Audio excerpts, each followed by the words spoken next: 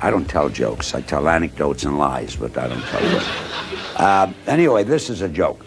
And it's not a joke, it's a story. It's a true story. It really happened. In March of 1996, America lost one of its most iconic voices.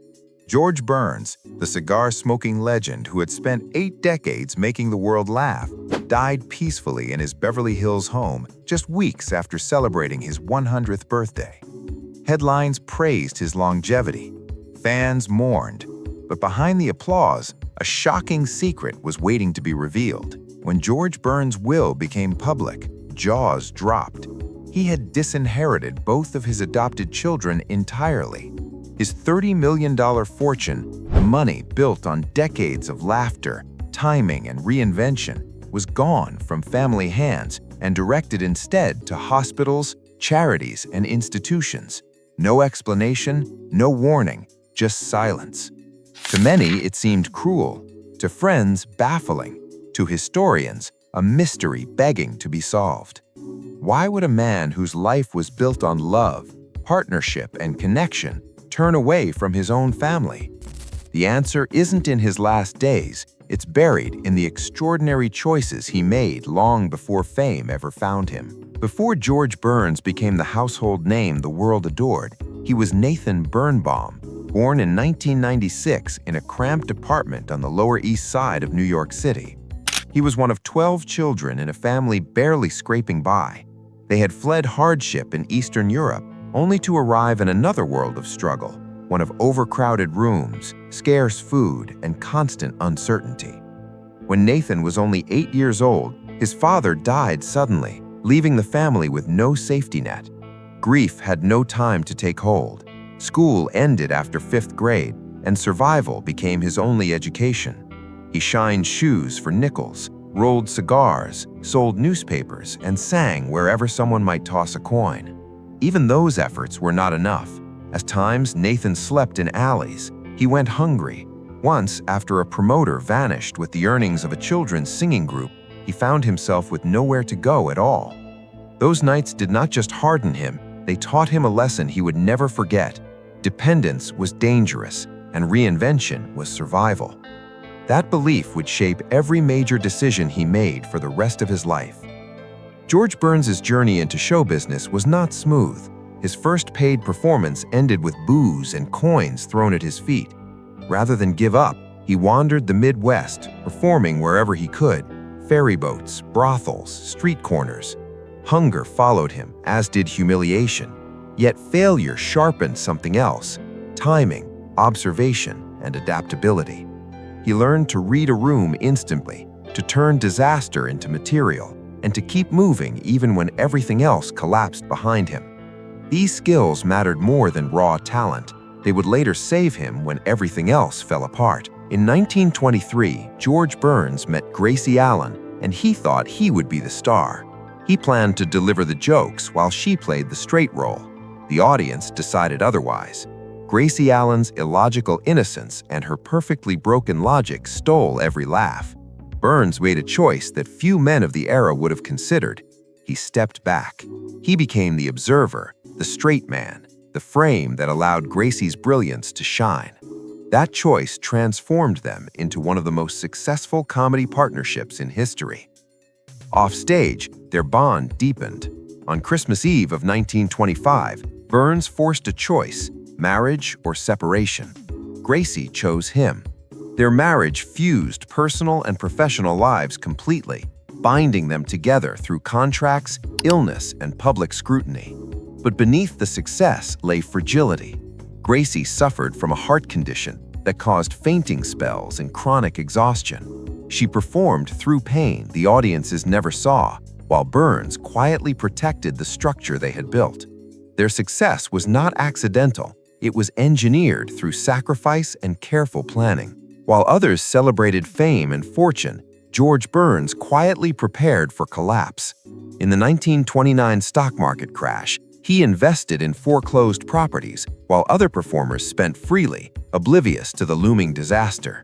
When theaters closed and careers vanished, Burns and Gracie Allen survived, not by luck, but by foresight and careful planning. This instinct to prepare for loss was forged in childhood. watching everything disappear without warning. It also explains why Burns later valued institutions over individuals. Hospitals saved lives, foundations endured, and people, in his experience, often disappointed. Their radio success in the 1930s was unprecedented. Tens of millions of listeners tuned in weekly, drawn to the seamless blend of improvisation and reality. When Gracie Allen joked about forgetting she was married, fans flooded Burns with letters. Their intimacy on air foreshadowed revolutionary television breakthroughs. In the early 1950s, Burns privately confessed to a brief affair while on tour. The guilt lingered, but Gracie Allen never publicly addressed it. She forgave, or perhaps chose silence, a quiet understanding that would define the rhythm of their life together for decades. Gracie Allen's health declined through the 1950s, and by 1958 she retired from performing. In 1964, she died of a heart attack, leaving George Burns devastated. For 2 years, he performed with an empty chair on stage, speaking to Gracie as if she were still there. Audiences wept. Solo projects struggled. Alcohol returned, and at 69, he collapsed. Survival demanded reinvention. He quit drinking overnight and persevered. The resurgence of George Burns in the 1970s stunned Hollywood. At 80, he won an Academy Award. At 81, he starred in a box office hit. In his 90s, he signed long-term contracts in Las Vegas and released albums blending his voice with Gracie Allen's archival recordings. Longevity became his brand. Control became his shield. But age stripped away illusions. The careful planning, the resilience, and the lessons of childhood guided him even in his final years. When George Burns died in 1996, his estate bypassed his children entirely. Instead, it funded hospitals, Jewish charities, and the Motion Picture and Television Fund. To some, this appeared cruel, but through the lens of his life, it told a different story. Burns trusted systems that saved lives because they had proven reliable. He believed institutions endured when people could not. His childhood taught him that nothing, not even family, was guaranteed. His final decision was not revenge, it was philosophy. George Burns lived 100 years by adapting faster than loss could catch him. He loved deeply, failed publicly, and survived privately. Every major decision in his life reflected a careful calculation between connection and control. From the alleys of New York City to the stages of Las Vegas, from radio studios to television sets, he mastered reinvention as a form of survival. His partnership with Gracie Allen taught him humility and the power of stepping back. His investments during economic turmoil taught him foresight.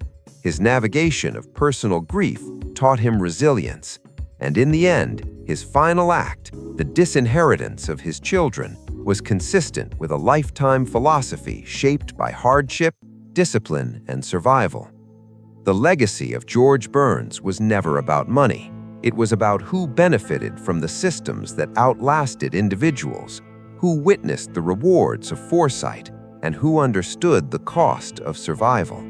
His life spanned wars, economic collapses, cultural revolutions, and the birth of modern entertainment. He faced every obstacle with humor, timing, and courage.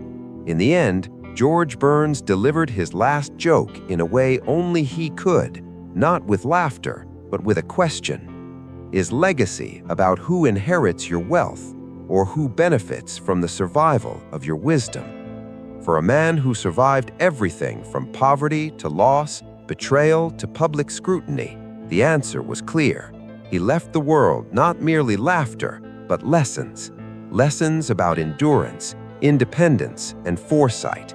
Lessons forged in alleys and theaters, on radio sets and television stages, beside the woman who had been both his partner and his greatest teacher, Gracie Allen. George Burns taught us to adapt, protect what matters, and laugh even in uncertainty. His life proves that true inheritance is survival, wisdom, and legacy. Celebrate his journey by sharing his story, honoring his lessons, and spreading laughter. Like, share, and subscribe to keep his spirit alive in every life touched by humor and resilience. Thanks for watching.